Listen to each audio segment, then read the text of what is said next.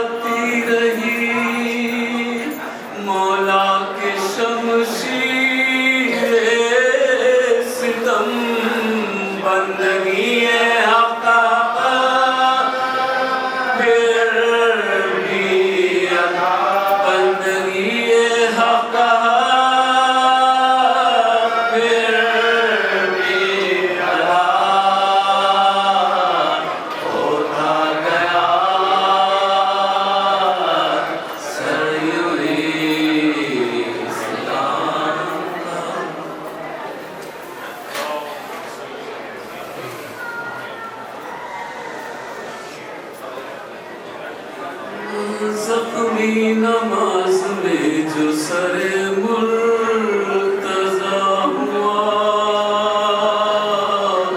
غش جان نماز پر شہ خیبر کشا ہوا، محراب کانپتا تھا لہو سے بھرا ہوا، ٹکرا گئے بڑا زلزلہ ہوا، زخمی جبیں سے خون کی نہریں ابل پڑی، بکھرائے بال خلد سے زہرا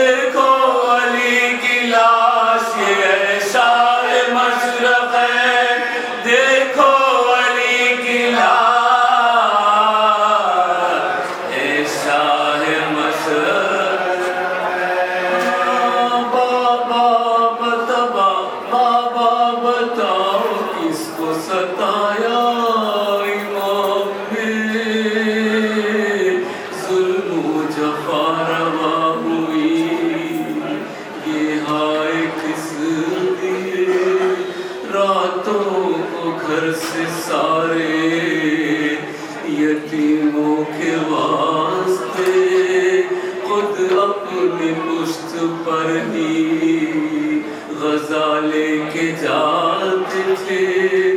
امت نے میرے بچوں کا برباد گھر کیا, بن ماں کی میری بیٹیوں کو بے پدر کیا, بن ماں کی میری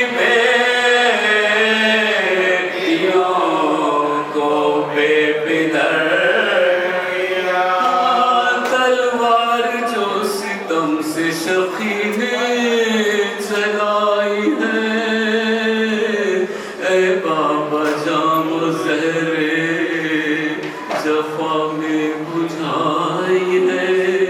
کس طرح ہو شفا میں مشکل کشائی ہے. بابا دعائی ہے میرے, بابا دعائی ہے.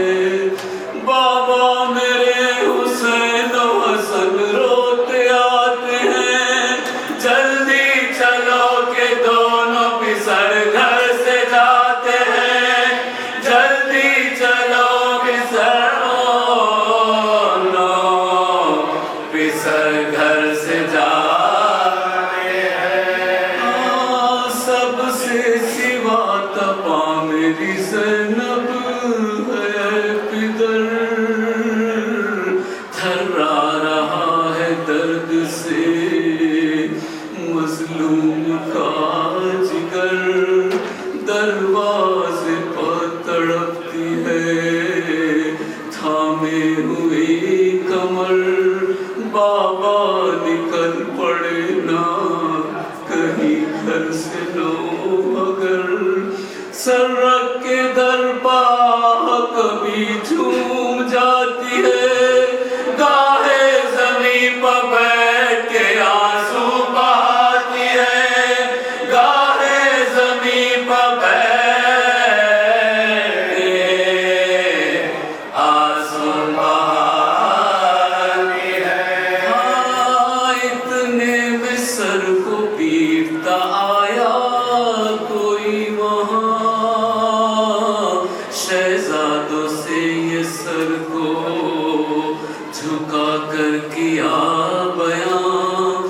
فرماتی ہے یہ ثانیے زہرا بسد فغا, بابا کو میرے جلد اٹھا لائے بھائی جان. تاخیر ہو تو چین ذرا بھی نہ پاؤں گی, بکھرائے بال پیٹتی مسجد میں آؤں گی, بکھرائے بال پیٹتی مسجد میں آؤں گی. ہاں سنتے ہی یہ لرس گئے سلطان کائنات, دل ہل گیا تڑپ گئے مولائے حق صفات. فرتے قلق سے صبح نظر آئی رات, ہاتھوں سے سر کو تھام کے مشکل سے کی یہ بات. اے میری دکھ زدہ یہ ابھی شور و شین ہے, زندہ ہوں میں بھی اور سلامت حسین ہے, زندہ ہوں میں بھی اور سلامت حسین. شیعہ ہے جمع شام کا لشکر نہیں یہاں, کربلا کا ایک بھی منظر نہیں یہاں. ہے درد مند شملے ستمگر نہیں یہاں, قتل حسین کے لیے خنجر نہیں یہاں. مارا نہیں کسی نے تمہارے حسین کو, بھالا نہیں لگا تیرے پیارے حسین کو, بھالا نہیں لگا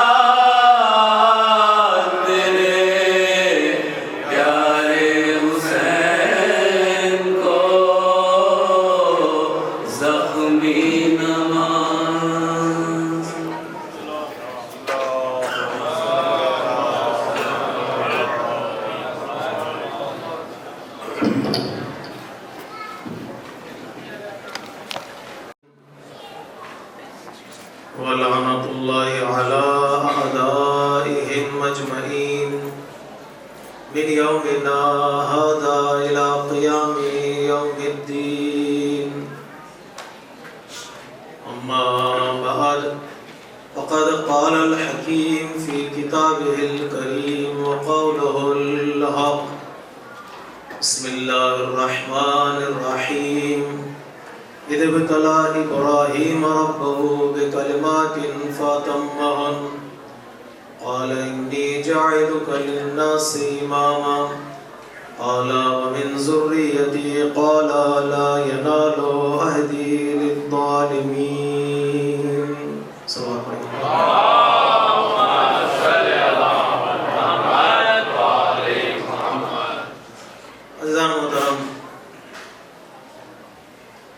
جس موضوع کے تحت ہماری مجالس عزا کا سفر جاری ہے وہ موضوع ہے انسان کامل، جس کے ذیل میں ہم نے گزشتہ مجالس عزا میں دین اسلام کی خصوصیات اور قرآن مجید کی آیات اور روایات کے ذیل میں ہم نے انسان کامل کی کچھ صفات کو آپ حضرات کے سامنے پیش کیا.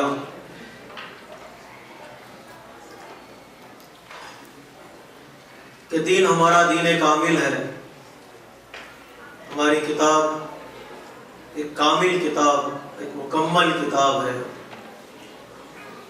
تو اس دین کامل کا پیغام یہ ہے کہ انسان بھی کامل بنے، انسان بھی پرفیکٹ ہو. تو اس پرفیکشن کے لیے قرآن مجید نے کچھ صفات کا اعلان کیا کہ تم اپنی زندگی کو کامل بنانا چاہتے ہو تو اپنی زندگی کو قرآنی صفات کے سائے میں لے آؤ. نہ تنہا پروردگار عالم نے انسان کو کچھ صفات سے آراستہ کیا اس لیے کہ کمال کی دعوت ہو اور صلاحیت نہ ہو تو انسان پر ظلم ہوگا. تو پروردگار عالم نے انسان کو صلاحیتوں سے نوازا، اپنی روح انسان کے حوالے کی، اسے زمین کا سردار بنایا، اسے اختیار اور آزادی دی اور صحیح اور غلط راستہ کا تعین کرتے ہوئے پروردگار عالم نے ارشاد فرمایا یہ راستہ صحیح ہے اور یہ راستہ غلط. اگر تم صحیح راستے پر چلتے چلے جاؤ گے تو کمال تمہیں نصیب ہوگا. یہ ہماری گزشتہ مجالس عزا کا خلاصہ تھا کہ انسان اپنی صلاحیتوں کا بھرپور استعمال کرے. محنت، تلاش، کوشش، عزم اور حوصلہ، خود اعتمادی ایسی صفات ہیں جن کے استعمال کے بعد انسان بلندیوں تک پہنچ سکتا ہے. انسان کے ذہن میں یہ سوال پیدا ہوتا ہے کہ کیا یہ ممکن ہے کہ اس دنیا میں، دنیا کی رنگینیوں میں، دنیا کی مکاریوں میں، دنیا کی دل فریبیوں میں کوئی انسان کمال تک پہنچ جائے، کوئی انسان بلندی تک پہنچ جائے، اس کے لیے کوئی رکاوٹ نہ ہو، اس کے لیے کوئی آڑ نہ ہو. تو پروردگار عالم نے دو عظیم نمونے بشریت کے لیے پیش کیے. ایک نمونے کا نام ہے محمد مصطفیٰ اور دوسرے نمونے کا نام ہے علی مرتضیٰ.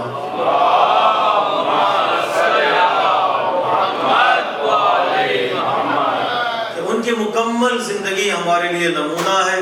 بانگ دہل قرآن مجید میں پروردگار عالم نے اعلان کیا بغیر کسی قید و شرط کے، بغیر کسی کنڈیشن کے کہ وَلَكُمْ فِي رَسُولِ اللَّهِ أُسْوَةٌ حَسَنَةٌ.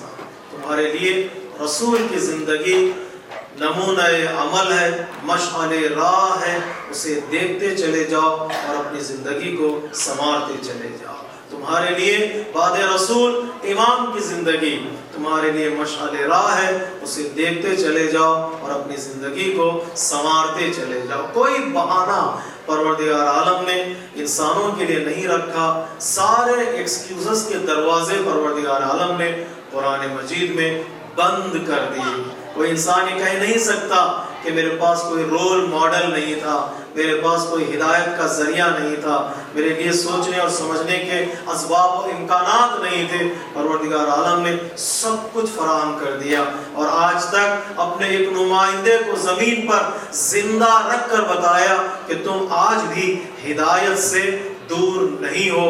وہ سورج کی طرح بادلوں کے پیچھے چھپ کر تمہاری ہدایت کر رہا ہے۔ اگر لینا چاہو تو ہدایت 2 قدم پر ملے گی، اگر نہ لینا چاہو تو 1,24,000 انبیاء بھی تمہیں ہدایت نہیں دے سکتے۔ یہ قرآن مجید کا صاف پیغام ہے جو ہر انسان کے لیے پروردگار عالم نے پیش کر دیا ہے۔ 2 چیزیں جو آج کی مجلس میں ضرورت ہے، 2 چیزیں کو سمجھنا تاکہ ہم اپنے زندگی کو سنوار سکیں اور کمال تک پہنچا سکیں۔ ایک چیز ہے صفات کا سمجھنا، اور دوسری چیز ہے صفات کا حق ادا کرنا۔ اور کیجیے گا میرے عزیزوں، پوری توجہ کے ساتھ ان 2 جملات کو سنیے گا، انشاءاللہ آپ جانتے ہوں گے، دہرا رہا ہوں یہ چیزیں تاکہ ایک نتیجے تک ہم پہنچ سکیں، ایک دوسرے کا ہاتھ بٹائیں، انشاءاللہ بلندی تک پہنچ سکیں۔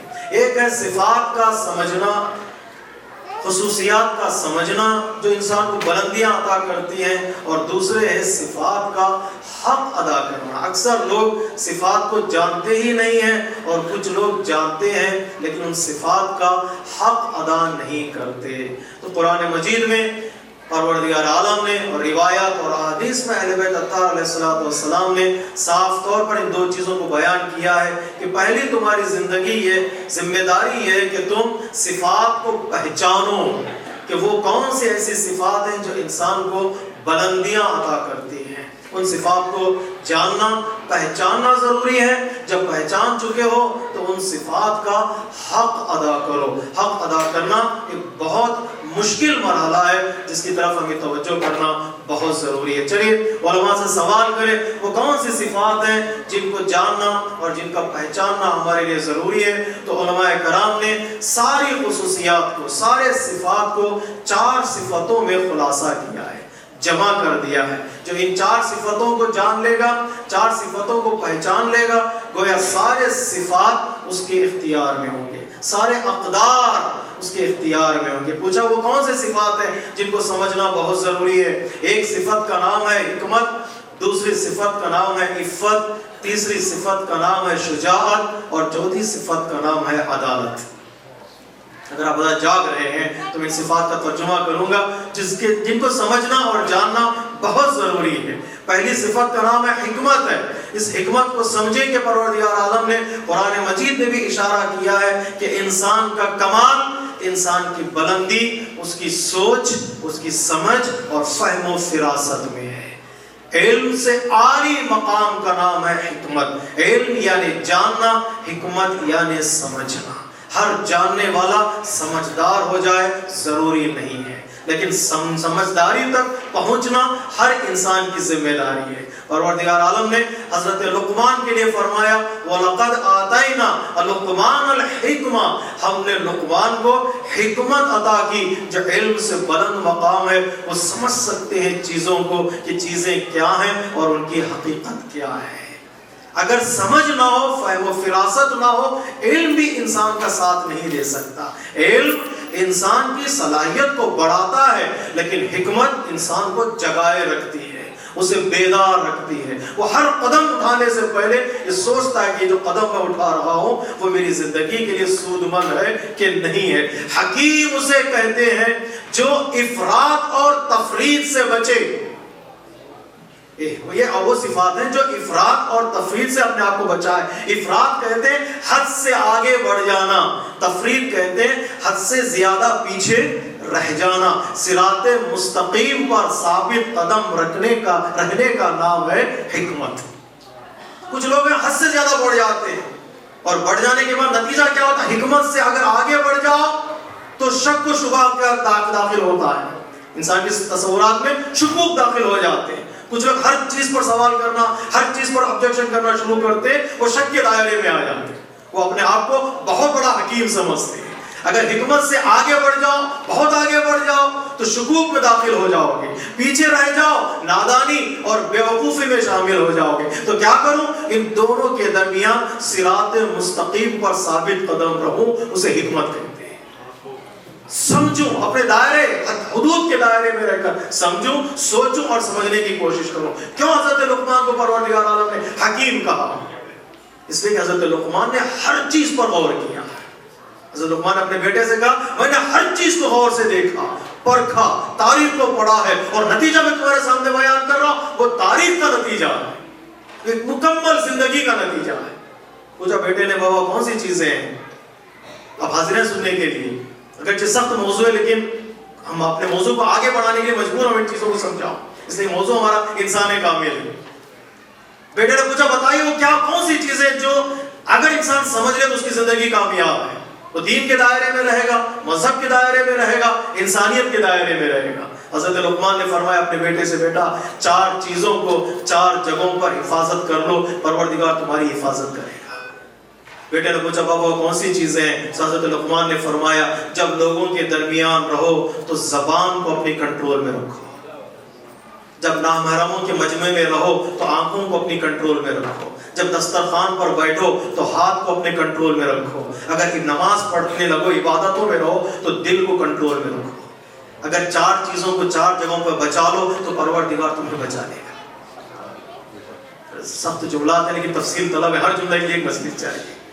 دوستوں کے درمیان جو سب سے زیادہ چلتی ہے وہ زبان ہے، جو انسان کو خاموش رہنے نہیں دیتی۔ زیادہ تر وہ زیادہ بولنے لگتے ہیں جنہیں کچھ پتا ہی نہیں ہوتا۔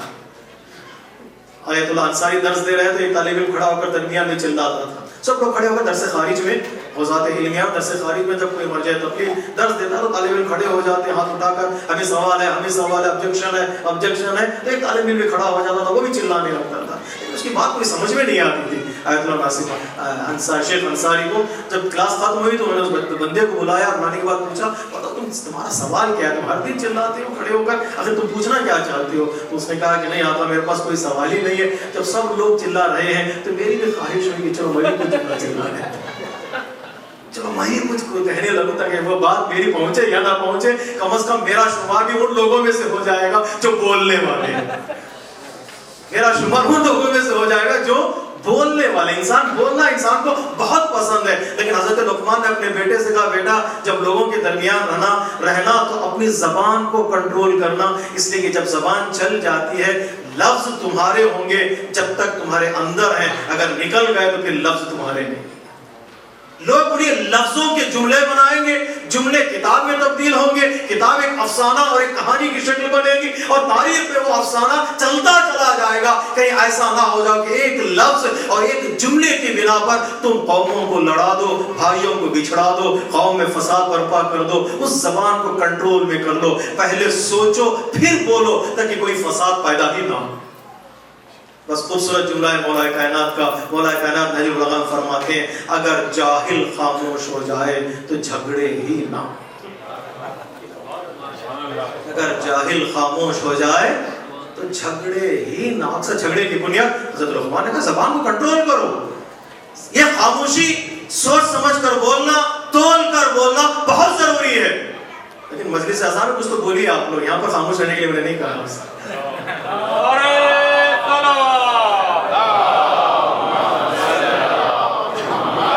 سوچو سمجھو، حالات کو دیکھو، تولو پرکھو، وزن کرو تم کیا کہنے جا رہے ہو، اور جب کہنا شروع کرو تو تمہاری باتوں میں وزن ہوگا۔ بولنا ہے انسان کو، لیکن کب بولنا ہے، کہاں بولنا ہے، کیا بولنا ہے، اس کے بارے میں انسان پہلے سوچے۔ حکیم وہ ہے جو اپنی زبان کو اپنے کنٹرول میں رکھتا ہے، جو حکیم نہیں ہوتا، جو ہر چیز پر آبجیکشن شروع کرتا ہے، ہر چیز پر کچھ کہنے کی کوشش کرتا ہے، وہ حکمت سے آگے نکل جاتا ہے۔ حد سے آگے بڑھ جانے والا ہمیشہ تباہ ہو جاتا ہے، اور حد سے پیچھے رہ جانے والا بھی تباہ ہو جاتا ہے۔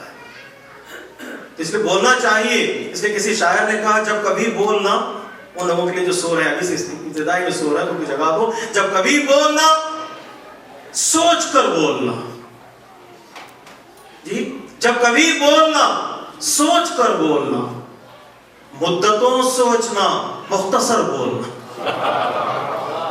بڑے کنڈیشن لگا دیے شاعر نے، جب کبھی بولنا سوچ کر بولنا، مدتوں سوچنا مختصر بولنا، ہاں مگر ذکر حیدر کی محفل ہے جب تم کو حق ہے کہ جی کھول کر بولنا۔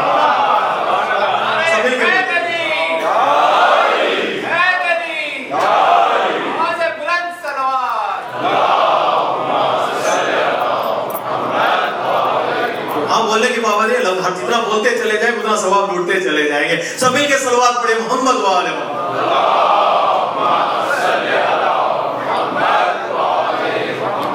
دوستوں کے درمیان اپنی زبان کو کنٹرول کرو. یہ وہ خاموشی ہے جو عالم کو بھی زیب دیتی ہے، جاہل کو بھی زیب دیتی ہے. عالم کو زیب یہ دیتی ہے کہ لوگ اس سے گھبرانے لگتے ہیں. یہ خاموش کیوں ہے؟ پڑھا لکھا آدمی خاموش ہو جائے، جب باتیں ہونے لگے سوال و جواب، پڑھا لکھا آدمی اگر خاموش ہو جائے تو لوگ کہیں یہ خاموش کیوں ہے؟ کچھ نہ کچھ یہ حملہ کرنے کے لیے آمادہ ہو رہا ہے، تیار ہو رہا ہے.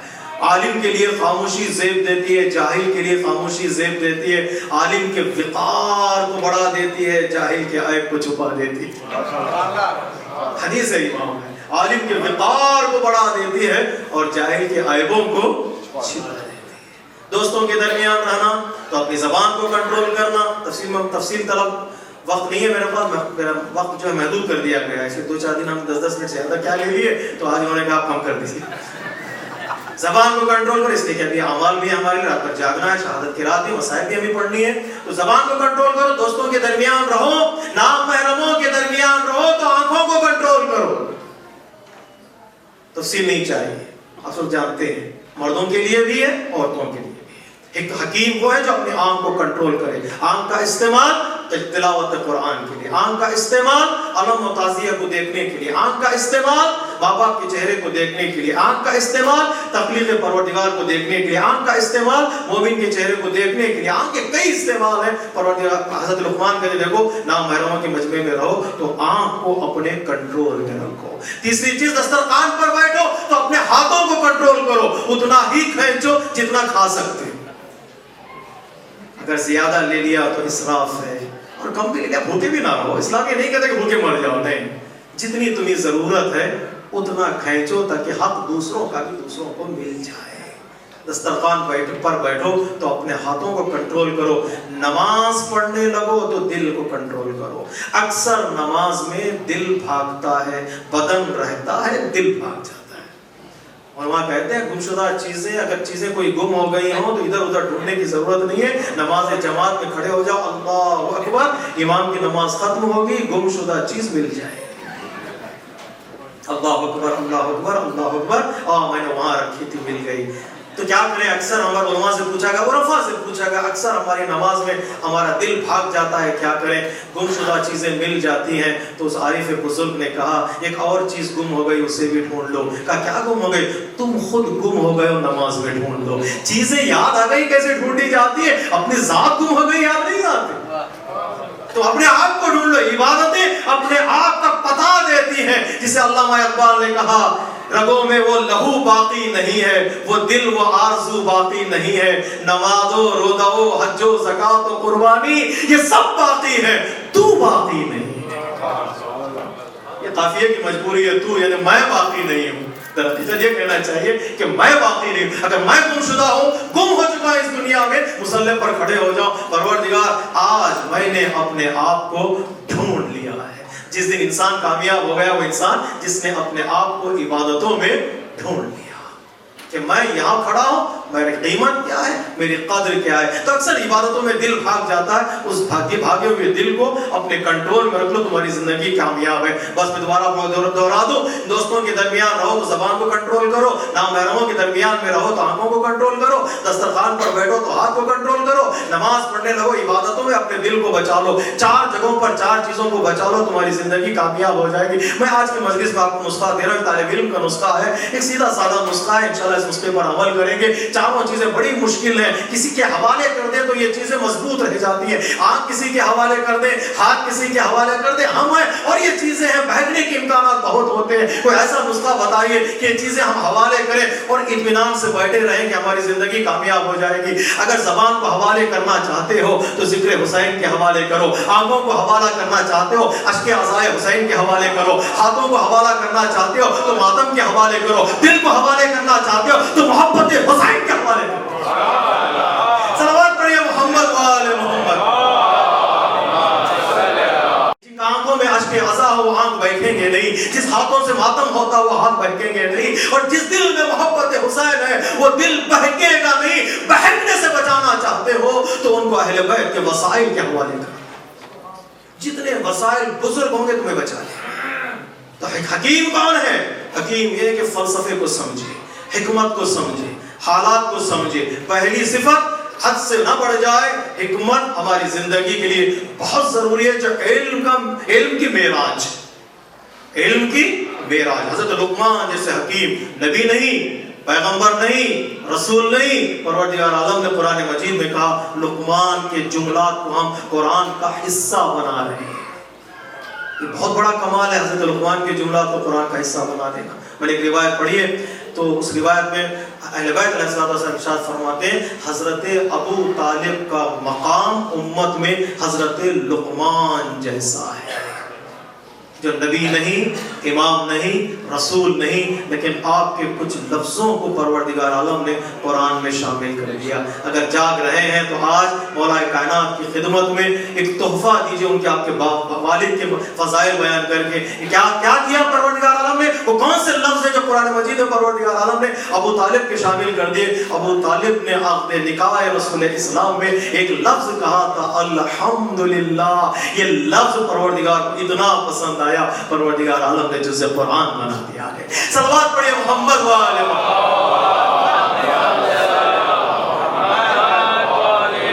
ابو طالب مقام حضرت لقمان کی طرح ہے، اس امت کے لقمان ہے حضرت ابو طالب۔ پہلی صفت ہے صفت حکمت، اس کو سمجھنا بہت ضروری ہے۔ دوسری صفت ہے صفت عفت، اس کو سمجھنا بہت ضروری ہے۔ عفت یعنی پاکیزگی، عفت یعنی طہارت، عفت یعنی عصمت، عفت یعنی بدن اور روح کو پاک رکھنا، اپنی زندگی کو کنٹرول میں رکھنا۔ انفرادی زندگی، اجتماعی زندگی، ہر نیکی سے بڑھ کر ایک نیکی ہے، ہر نیکی سے بڑھ کر ایک نیکی۔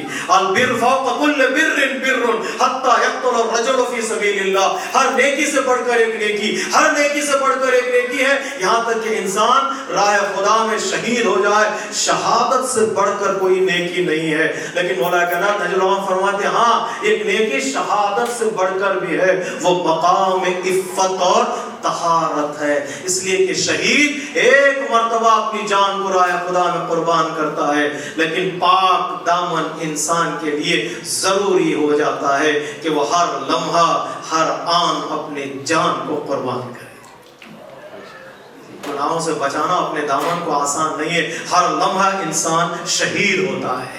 قاد العفیف ان یکون ملکا، ایک پاک دامن انسان قریب ہے کہ فرشتہ ہو جائے، فرشتہ ہو جائے، اس کا مقام فرشتوں سے بھی افضل بن جائے۔ اس لیے یہ عفت کا وہ مقام ہے۔ اگر عفت کا دامن تار تار ہو کرے انسان آگے بڑھ جائے تو حریص ہو جاتا ہے، اگر پیچھے رہ جائے تو رہبانیت ہے۔ میں پاک دامن ہوں، مجھے گھر نہیں چاہیے، مجھے زوجہ نہیں چاہیے، مجھے بچوں کی تربیت نہیں کرنی ہے، مجھے کھانا نہیں کھانا ہے، غار میں چلا جاؤ، میں پاک دامن ہوں، خود تو بچانا چاہتا ہوں۔ اسلام کہتا ہے اسے پکڑو مارو۔ میں نے خلاصہ بتا دیا تھا کہ دیر میں نہیں آپ رہبانیت ہے نا۔ اصحاب صفہ بیٹھے ہوئے تھے مسجد مدینے کے باہر، دن بھر روزہ رکھتے تھے، شام میں نماز پڑھا کرتے تھے۔ کسی نے شکایت کی کہ یا رسول اللہ کچھ لوگ بیٹھے ہوئے مسجد کے باہر چبوترے پر وہ بیٹھے رہتے ہیں، یا اللہ یا اللہ یا اللہ کہتے رہتے ہیں، دن میں روزہ رکھتے ہیں، رات میں نماز پڑھتے ہیں۔ پیغمبر اسلام نے پوچھا آپ کا گھر کون چلاتا ہے؟ کہا ان کے دوست نے کچھ اناج کچھ کھانا چاول وغیرہ پہنچا دیتے ہیں۔ پیغمبر اسلام نے کہا ان کو بھگاؤ وہاں سے، مسجد کے باہر سے، مسجد کے صحن سے ان کو بھگاؤ۔ پیغمبر اسلام نے حکم دیا ان کو گھر تک چھوڑ کر آؤ۔ اور چھوڑ کے آنے پر پیغمبر اسلام نے فرمایا لا رہبانیت فی الاسلام، دین میں رہبانیت نہیں ہے، میں گھر میں رہتا ہوں، میں روزہ بھی رکھتا ہوں، نماز بھی پڑھتا ہوں۔ یہ عفیف کا مطلب یہ نہیں ہے کہ چھوڑ چھاڑ کر اپنی زندگی گزارو، عفیف کا مطلب یہ ہے کہ سب کے ساتھ رہ کر زندگی گزارو۔ بچنا غار میں ہے تو ہم سے بہتر تو حیوان بچتے ہیں، غار میں رہ کر بچنا نہیں، قوم میں رہ کر بچنا ہے۔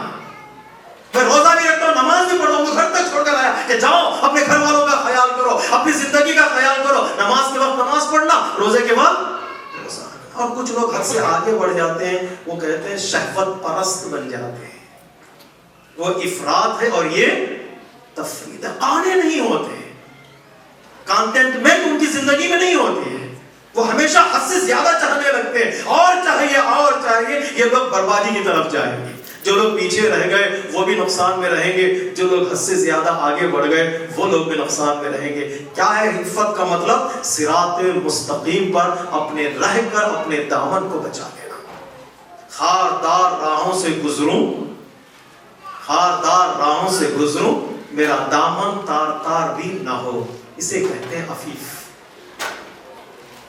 ہاتھ میں سہولتیں موجود ہوں پھر بھی میں ان کو گناہ میں استعمال نہ کروں، اسے کہتے ہیں عفیف۔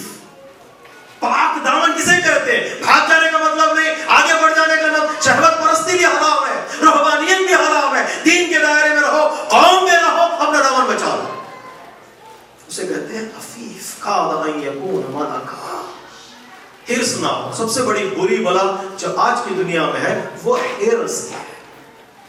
کیا کہتے ہیں؟ حریص کو کہتے ہیں گریڈی، جتنا مجھے چاہیے وہ بھی چاہیے، وہ بھی چاہیے، وہ بھی چاہیے، اسے کچھ بھی ملنے والا نہیں ہے، ایک نہ ایک دن وہ ضرور ٹھوکر کھائے گا۔ نجی اللہ مولا کائنات فرماتے ہیں حرص سے بچو ورنہ حرص تمہیں تباہی کے دہانے میں گزار دے گی۔ دو ہی جگہ حرص اچھی چیز ہے، صرف روک نہیں رہا ہوں، آپ کو دو چیزیں اور بھی دے رہا ہوں۔ تو انسان کی فطرت میں اگر حرص ہے تو اس کو ہم کیا کریں؟ روایت میں دو جگہ استعمال کرو، ایک حصول علم میں حریص بنو، کتابوں کے پڑھنے میں حریص بنو، دوسرے نیکیاں کمانے میں حریص بنو۔ بات پہنچ رہی ہے میری آپ حضرات تک؟ علم کے حاصل کرنے میں حریص بنو، نیکیاں کمانے میں حریص بنو۔ یہاں دنیا میں علم حاصل کرنے میں حریص بنو گے، کمالات ملتے چلے جائیں گے، نیکیاں کمانے میں حریص بنو گے تو قیامت میں امیر اٹھائے جاؤ گے۔ وہاں لوگ مانگ رہے ہوں گے، وہ پیسہ لوگ مانگیں گے نہیں، نیکیاں مانگیں گے۔ جو یا جس طرح آپ نے یہاں پر پیسہ تقسیم کیا ہے، پیسہ تھا تو بانٹ دیا، حشر کے میدان میں نیکیاں بانٹو گے اگر یہاں پر نیکیاں کماؤ گے تو قیامت میں جو چیز کام آئے گی وہ انسان کی نیکیاں ہیں۔ اس دو ہی جگہ کی اجازت ہے، کسی جگہ اجازت نہیں ہے۔ عفیف بنو، دوسری صفت۔ تیسری صفت، پہلی صفت ہے حکمت، دوسری صفت ہے عفت، تیسری صفت ہے شجاعت۔ کچھ لوگ ہیں جو شجاعت سے حد سے آگے بڑھ جاتے ہیں، وہ ہلاک ہو جاتے ہیں۔ کچھ لوگ ہیں جو اتنے پیچھے ہو جاتے ہیں، بزدل بن جاتے ہیں۔ فارسی میں بز کہتے ہیں بکری کو، جس کا بکری کا دل ہو جاتا ہے اسے کہتے ہیں بزدل۔ جو شجاعت سے بہت پیچھے رہ جاتے ہیں، کچھ لوگ آگے بڑھ جاتے ہیں ہلا کر ہم جو چاہے کر لیں گے، کود پڑتے ہیں، وہ لوگ بھی نقصان میں رہیں گے، اپنے وجود کو ہلاک کریں گے۔ لیکن کچھ لوگ اتنے پیچھے ہو جائیں گے کہ اندھیرے سے بھی ڈرنے لگیں گے۔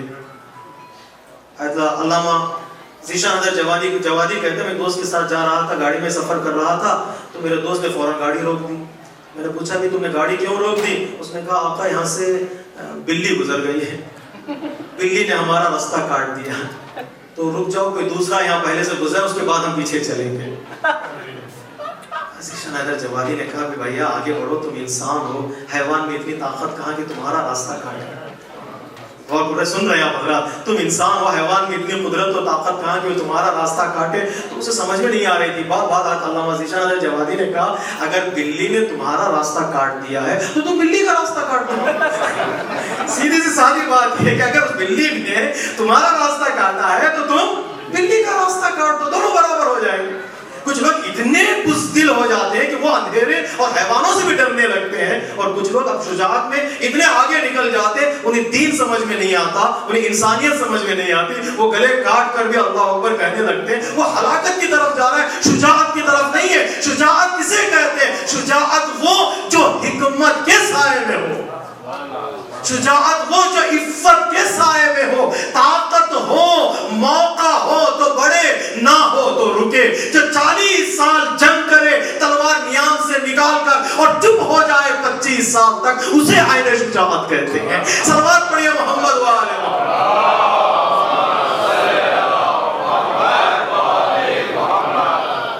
40 سال جو جنگ کرے اور 25 سال خاموش ہو جائے اسے شجاع کہتے ہیں۔ حالات دیکھو کیا ہے، کیسے حالات ہیں۔ حکمت کے سائے میں شجاعت کو ڈھالنے کا نام شجاع ہے، ورنہ اپنی طاقت کا یوں ہی استعمال کرنا ہے۔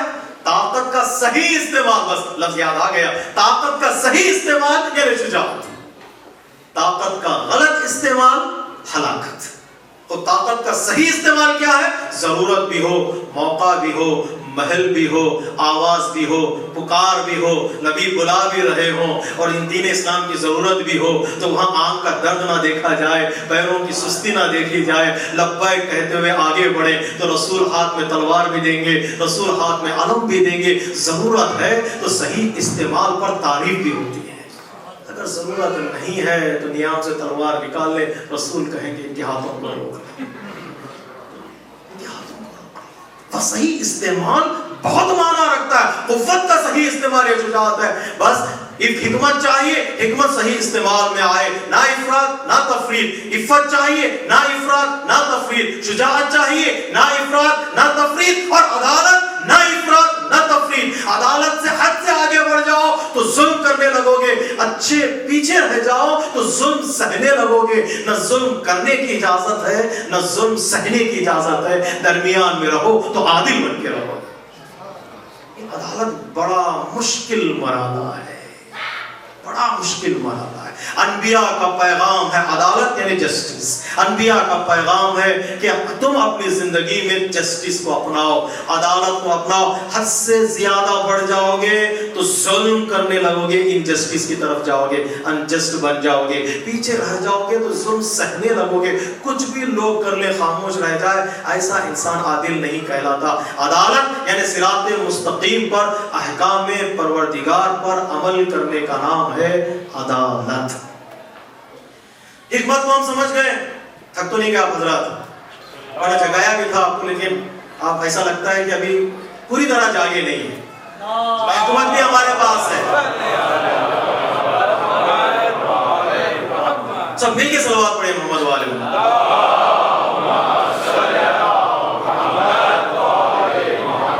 ہمارے پاس حکمت بھی ہے، ہمارے پاس عفت بھی ہے، ہمارے پاس شجاعت بھی ہے، ہمارے پاس عدالت بھی ہے۔ میں نے 4 صفتوں کو میں نے پہچان لیا، کیا میں نے کمال حاصل کر لیا ہے؟ منزل عدالت دیکھیے، مولا کائنات کی فضائل کا رخ ہے۔ منزل مولا کائنات کو کیوں ہم کہتے ہیں انسان کامل؟ بہت ظریف نکتہ ہے، اس کی طرف توجہ کرنا بہت ضروری ہے۔ آج کے بعد، اس مجلس کے بعد انشاءاللہ آپ حضرت میرا ساتھ دیجئے، میں آپ کا ساتھ دوں گا کہ کس انسان کو انسان کامل کہتے ہیں، جو عدالت کے دائرے میں آتا ہے۔ ایک صفات کو پہچاننا یعنی صفات کو سمجھنا، اور دوسرے ہے صفات پر عمل کرنا، صفات کا حق ادا کرنا۔ کسے کہتے ہیں انسان کامل؟ جو عدالت کے دائرے میں آئے، جو جسٹس کے دائرے میں آئے، مولا کائنات کی زندگی کا مطالعہ کرے۔ عادل اور انسان کامل اسے کہتے ہیں جو ہر صفت کا اس کا اپنا حق ادا کرے۔ لفظ کو بدل دوں، شورا کرام یہ تشریف فرمائے، ان کے حوالے کروں یہ جملہ انشاءاللہ، شعر میں اس کو تبدیل کریں گے۔ کسی بھی صفت کو جو شرمندہ ہونے نہ دے اسے انسان کامل کہتے ہیں۔ ہوتا کیا ہے، بعض اوقات کبھی ہم لوگ ایک صفت کے پیچھے اتنا بھاگتے ہیں کہ دوسری صفت ہم سے پیچھے رہ جاتی ہے، دوسری صفت کے پیچھے اتنا بھاگتے ہیں کہ تیسری صفت ہم سے پیچھے رہ جاتی ہے۔ کبھی ہم نماز پر اتنا عاشق ہو جاتا ہے، نماز کے اپنی جان میں قربان کرنے کے لیے تیار، روزے سے پیچھے ہو جاتے ہیں کہ ہم نماز جتنی چاہے پڑھا لو مولانا، ہم روزہ نہیں رکھیں۔ اور کچھ لوگ نماز اور روزہ کے عاشق ہو جاتے ہیں اور خمس اور زکوٰۃ، امر بالمعروف اور نہی عن المنکر، ان سے پیچھے رہ جاتے ہیں۔ یہ ایسا ہی ہے کہ اگر کوئی بچہ پیدا ہو، اس کا آیت اللہ مطہر کہتے ہیں اس انسان کی مثال ایسے ہی، کوئی بچہ پیدا ہو، اس کا ایک ہاتھ بڑھے اور دوسرا ہاتھ نہ بڑھے، ایک آنکھ بڑھے اور دوسری آنکھ نہ بڑھے، تو ایسا انسان، یہ بچہ نارمل بچہ نہیں رہے گا، یہ کارٹون بن جائے گا آہستہ آہستہ۔ اس لیے ایک ہاتھ اس کا بڑھ رہا ہے اور دوسرا ہاتھ بڑھ ہی نہیں رہا، عیب ہو جائے گا۔ کچھ لوگ ہوتے ہیں ایک خصوصیت کو اپنا لیتے ہیں، اس پر پورا زور لگا دیتے ہیں، اور دوسری خصوصیت ان کے ہاتھ سے نکل جاتی ہے۔ کچھ لوگ جاب کے ہو جاتے ہیں، کچھ لوگ گھر کے ہو جاتے ہیں۔ کہیں گے میرے باپ نے کہیں گھر کے ہو جاتا بھلا ہے۔ کچھ لوگ جاب کے ہو جائے، کوئی گھر کے ہو گئے، کوئی نماز کا ہو گیا، کوئی روزے کا ہو گیا، لیکن نہیں، یہ صفات کا حق ادا کرنا اسے نہیں کہتے۔ وہ کہیں گے میں بہترین نمازی ہوں، پروردگار قرآن مجید میں پکار کر کہے گا تم بہترین نمازی ہو، لیکن انسان کامل نہیں ہو، انسان عادل نہیں ہو۔ پروردگار میں انسان عادل کب بن سکتا ہوں؟ ساری صفات کا میں حق ادا کروں، نماز کا حق ادا کرو, روزے کا حق ادا کرو, زکوٰۃ کا حق ادا کرو, ہومس کا حق ادا کرو, صلہ رحمی کا حق ادا کرو, یتیموں کی پرورش کا حق ادا کرو, مسکینوں کی امداد کا حق ادا کرو. جب سارے حقوق کو میں ادا کرنے کی کوشش کروں گا تو بن سکوں گا ایک انسان کامل. بڑی مشکل بات ہے صفات کا حق ادا کرنا. کچھ لوگ بہترین سخی لیکن شجاعت کے موقع میں بہت پیچھے. امام حسین علیہ السلام نے کہا حر ابن جوحفی سے میرے ساتھ چلو گے لڑنے کے لیے, بہترین انسان, بہترین سخی انسان. امام حسین علیہ السلام نے کہا میرے ساتھ چلو گے لڑنے کے لیے کربلا جا رہا ہوں. تو اس نے کہا نہیں مولا, میں بیوی بچے ہیں, جاب ہے, بزنس ہے, تجارت ہے, میں جانا چاہتا ہوں لیکن میرے پاس کچھ پیسہ ہے اور کچھ حیوان ہے, کچھ اسباب ہیں جنگ کے, میں آپ کو دے دیتا ہوں. امام حسین علیہ السلام نے فرمایا میں اسلحہ جمع کرنے کے لیے نہیں جا رہا ہوں, میں انسانیت کا پیغام دینے جا رہا ہوں. مجھے گھوڑے نہیں چاہیے, مجھے انسان چاہیے. مجھے تلواریں نہیں چاہیے, مجھے حوصلہ چاہیے, مجھے عزم چاہیے. کچھ لوگ انفاق کرنے کے لیے بہترین آگے آتے ہیں, جب ضرورت پڑتی ہے تو وہ پیچھے ہٹ جاتے ہیں. تو بہترین انسان کون, انسان کامل کون, انسان عادل کون, جو سارے صفات کا حق ادا کرے. جیسے مولا کائنات کی زندگی ہمارے لیے نمونہ عمل ہے. میں 2 مثالیں دوں گا اور انشاءاللہ بات کو پوری کر دوں گا. مولا کائنات سے کسی صحابی نے جنگ کے میدان میں کہا مولا تلوار. جنگ کے میدان میں کسی صحابی نے کہا مولا تلوار. مولا کائنات اسے تلوار تھما دی. اس نے تلوار ہاتھ میں لی اور لینے کے بعد تلوار نیام سے نکالی. کہا مولا اب آپ کو کون بچائے گا. 2 باتیں ہیں میرے عزیز. مولا کائنات نے کیا فرمایا؟ مولا کائنات نے فرمایا تو سمجھتا ہے کہ انسان کو اسلحہ بچاتا ہے, انسان کا محافظ اس کا اسلحہ نہیں, اس کا ایمان ہوتا ہے, اس کا اللہ پہ بھروسہ ہوتا ہے. زندگی دینے والا اللہ, زندگی چھیننے والا اللہ. اسلحہ ہوتے ہوئے بھی انسان بیکار ہو جائے گا اگر اس کا ارادہ نہ ہو. اس کا ارادہ شامل حال نہ ہو تو انسان کو موت نہیں آئے گی. وہ زندگی دینے والا, وہ حیات و موت دینے والا. اور دوسری بات جو اپنے صحابی سے فرمایا وہ یہ کہ سن, کس نے کہا مولا آپ نے جنگ کے میدان میں تلوار دے دی. حکمت کا تقاضا یہ ہے, علم کا تقاضا یہ ہے, شعور کا تقاضا یہ ہے کہ جنگ کے میدان میں تلوار نہ دی جائے. تو ایک مرتبہ مولا کائنات نے فرمایا اس نے دست سوال کو پھیلا دیا تھا. علی کی سخاوت کی غیرت آئی کہ کہیں ایسا نہ ہو جائے کہ علی کی سخاوت علی کی شجاعت سے پیچھے رہ جائے. علی نہیں چاہتا کہ سائل کے پیشانی پر شرمندگی کا پسینہ آئے. اس نے مانگ لیا تو میں نے دے دیا تاکہ شجاعت اور سخاوت میں بیلنس باقی رہے, کہ ایسا نہ ہو شجاعت آگے بڑھ جائے اور سخاوت پیچھے رہ جائے. جو شجاعت سخاوت کو ساتھ لے کر چلے اسے علی کہتے ہیں. بہت مشکل مراحل ہوتے ہیں. اور دوسری مثال بھی دے دوں, نماز پڑھ رہے ہیں, سائل نے سوال کیا, قرآن مجید میں آیت کریمہ موجود ہے, آیت ولایت, انما ولیکم اللہ ورسولہ. نماز آپ ادا کر رہے ہیں کہ سائل نے سوال کیا, مولا کائنات نے اشارہ کیا, سائل آگے بڑھا, آپ کی انگلی سے انگوٹھی اس نے نکالی اور چلا گیا.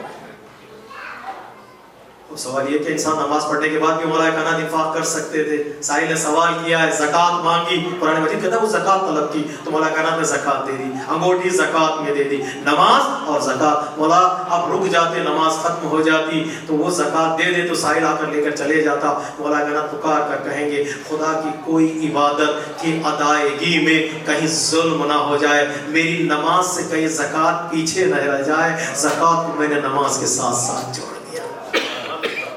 میرے عزیزوں, میرے بزرگوں, مولا کے چاہنے والوں, علی نے کسی بھی عبادت کو مایوس نہیں کیا. علی نے کسی بھی عبادت کو مایوس نہیں کیا. اتنے سجدے کیے کہ سجدہ علی کے نام سے مشہور ہو گیا. اتنے روزے رکھے کہ روزہ علی کے نام پر فخر کرنے لگا. اتنی جہاد کی کہ جہاد علی کے وجود پر فخر کرنے لگا. شجاعت, سخاوت, عدالت, کمالات کا مجموعہ ہے علی کی ذات. کسی پر ظلم ہونے نہیں دیا, کسی صفت کو شرمندہ ہونے نہیں دیا. جب سارے صفتوں کا حق ادا کر دیا تو پروردگار عالم نے آیت نازل کی, اب اس کو ولی بنا کر دین کو کامل کر دو. جب انسان کامل مل گیا تو پھر دین بھی کامل ہو جائے گا. صلوات پڑھیے محمد وآلہ. انسان کامل مل گیا تو دین بھی کامل ہو گیا. اس کو ہاتھوں پہ بلند کر کے کہو من کنت مولا فہذا علی مولا. یہ ہاتھ اور یہ موقع اور یہ محل یہ ہے کہ انسان کامل کو سمجھے. یہ ہمارے لیے بہترین سبق ہے. تم اپنی زندگی میں ہر صفت کا حق ادا کرو. بچے اسکول جا رہے ہوں تو مصلی مت بچھاؤ. شوہر گھر آ رہا ہے تو نماز کے کمرے میں مت چلے جاؤ. جی گھر کا کام کرنا ہے، جاب کا بہانہ بنا کر مرد بھی گھر کے باہر نہ بھاگ جائے. چاروں طرف جب حقوق کی ادائیگی ہوتی ہے تو کسی کو شکایت کا موقع نہیں ہوتا. شکایت وہاں ہوتی ہے جہاں ظلم ہوتا ہے. آیت اللہ بہجت سے کہا گھر کے جھگڑے آج کل بہت چل رہے ہیں، اس کو سنوارنے کے لیے سدھارنے کے لیے کیا کیا جائے؟ تو آقا بہجت نے کہا کہ آسان سا نسخہ یہ ہے، اس نسخے پر عمل کرو. جاب کی ٹینشن گھر پہ نہ لاؤ، گھر کی مصیبت جاب پہ نہ لے. اکثر ہوتا ہے گھروں میں ہوتا ہے کہ جاب کی ٹینشن گھر میں لاتے ہیں، بچوں پر بھی چلایا، گھر والوں پہ بھی چلانا شروع کر دیا. جاب کا کام جاب پہ کرو، گھر کا کام. جب الگ الگ ذمہ داریاں بانٹ لیتا ہے انسان، صفتوں کا حق ادا کرنے لگتا ہے تو کوئی جھگڑا نہیں ہوگا. جھگڑے وہاں شروع ہوں گے جب کسی ایک صفت پر ہم نے ظلم کرنا شروع کیا. کسی بھی ایک صفت پر اگر ہم نے ظلم کرنا شروع کیا، وہاں سے لڑائی جھگڑے شروع ہو جاتے ہیں. مولا کائنات نے زندگی میں سبق دیا کہ اس طرح زندگی گزارو، ہر صفت کو پہچانو اور صفت کا حق ادا کرو. کیا دنیا میں کوئی ایسی صفت ہے جو علی کی شاکی ہو؟ کیا کہہ سکتے ہیں کہ نماز کو علی سے شکایت ہے، روزے کو علی سے شکایت ہے؟ کہ حق ادا جب نہیں ہوتا تو شکایتیں شروع ہوتی ہیں، شکوے شروع ہوتے ہیں. کیا کبھی آپ نے سنا ہے کہ جہاد کو علی کی ذات سے شکایت ہے، زکوٰۃ کو علی کی ذات سے شکایت ہے، سجدوں کو علی کی ذات سے شکایت ہے؟ نہیں. مولا کائنات کا سوال خود بتا رہا ہے اور ظالم کی خاموشی بتا رہی ہے کہ علی نے ہر صفت کا حق ادا کر دیا اور فاطمہ نے علی کے ہر حقوق کو ادا کیا، علی نے فاطمہ کے ہر حق کو ادا کیا. اس لیے پروردگار عالم نے دونوں کو ایک دوسرے کا کفو بنا دیا. مولا کائنات کا سوال کیا تھا ابن ملجم سے، اور ظالم کی خاموشی بتا رہی ہے کہ مولا کائنات نے ہر صفت کا حق ادا کر دیا. مولا کائنات اپنی تعریف اپنے چاہنے والے سے نہیں پوچھ رہے ہیں. مولا کائنات نے اپنی صلاحیت اور اپنی استعداد اور اپنی قابلیت کو ظالم سے پوچھا، بتا کیا میں برا امام تھا؟ یہ ایک سوال ہے، تاریخ کا سوال. کوئی بھی حاکم دنیا کا، ہمارے اماموں کے علاوہ کوئی بھی دنیا کا حاکم یہ سوال نہیں کر سکتا سوائے ہمارے نبی. ابن ملجم وہ جس نے سر پر ضربت لگائی تھی، اس سے مولا کائنات سوال کر رہے ہیں کیا میں برا امام تھا؟ ابن ملجم کی خاموشی بتا رہے ہیں نہیں، آپ نے ہر صفت کا حق ادا کیا.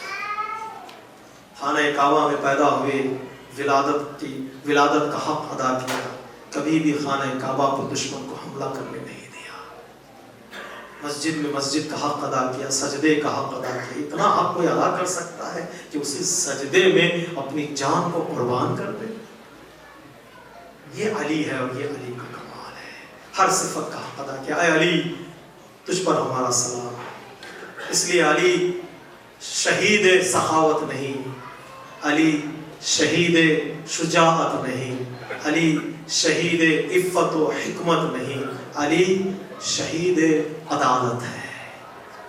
عدالت دونوں معنی میں جیسے میں نے بتایا، ایک عدالت کو سمجھے انصاف، اور دوسرا معنی یہ کہ ہر صفت کا حق ادا کرنے والا علی، کسی غریب کو بھوکا نہ رہنے دینے والا علی. کوفے کے بازار میں مولا کائنات تلوار نیام سے نکالے گھوم رہے ہیں، پکار کر کہہ رہے ہیں کوئی کسی پر ظلم نہ کرے.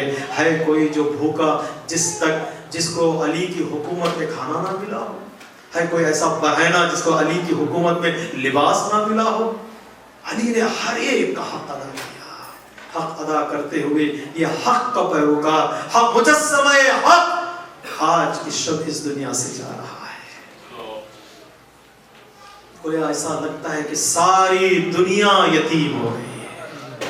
علی مولا کائنات، ضربت لگی تھی تو ایسا لگ رہا تھا کوفے کے بچے یتیم ہو گئے، اور مولا جانا ایسا لگ رہا ہے کہ ساری دنیا یتیم ہو گئی. ساری ہمارا باپ ہے علی، روحانی باپ ہے علی. جب باپ اس دنیا سے جاتا ہے تو بچوں کا کیا حال ہوتا ہے؟ بچہ سوچ کر نہیں روتا. اس جملے کو سنیے گا انشاءاللہ محسوس کریں. جب باپ اس دنیا سے جاتا ہے تو بچہ سوچ کر نہیں روتا، خود بخود اس کی آنکھوں سے آنسو آ جاتے ہیں.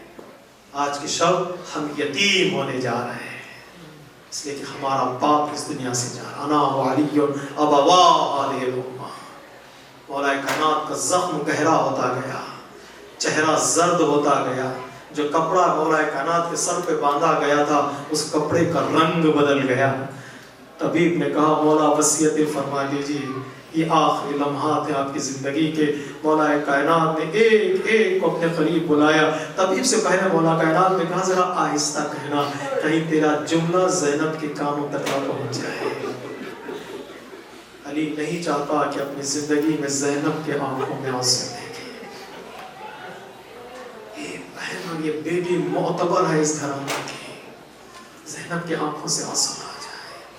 مولا کائنات نے امام حسن کو بلایا، امام حسن کے ہاتھوں میں اپنے سارے بچوں کو حوالے کیا، امانتوں کو حوالے کیا، امامت کی امانتیں حوالے کی، رسول کی امانتیں حوالے کی، صحیفہ فاطمیہ جو قرآن آپ نے جمع کیا تھا، سب امانتوں کو آپ نے امام حسن کے حوالے کیا اور کہا بیٹا ان سب کا خیال رکھنا، تم میرے بیٹے ہی نہیں اب امت کے امام بھی ہو۔ ساری وصیتیں امام نے فرمائی۔ امام کی آنکھوں سے آنسو حسین کو دیکھتے جاتے تھے اور امام کی آنکھوں سے آنسو جاری ہوتے چلے جاتے۔ پتہ نہیں فاطمہ نے کیا وصیت کی تھی کہ اے ابو الحسن میرے حسین کا خیال کرنا۔ ہر موقع پر مولا کائنات حسین کے چہرے کو دیکھتے اور مولا کائنات کی آنکھوں میں آنسو آ جاتے۔ جب مسجد میں حسین رونے لگے تو مولا نے کہا بیٹا میرے آگے مت رو، کہ بیٹا حسین کا خیال کرنا۔ امام نے ساری وصیتیں فرمائی تو ایک گوشے سے رونے کی آواز بلند ہوئی۔ مولا کائنات نے آنکھوں کو کھولا، کہا بھی اب آپ زندہ، یہ کون رو رہا ہے؟ تو ام المؤمنین آگے بڑھی، ہاتھوں کو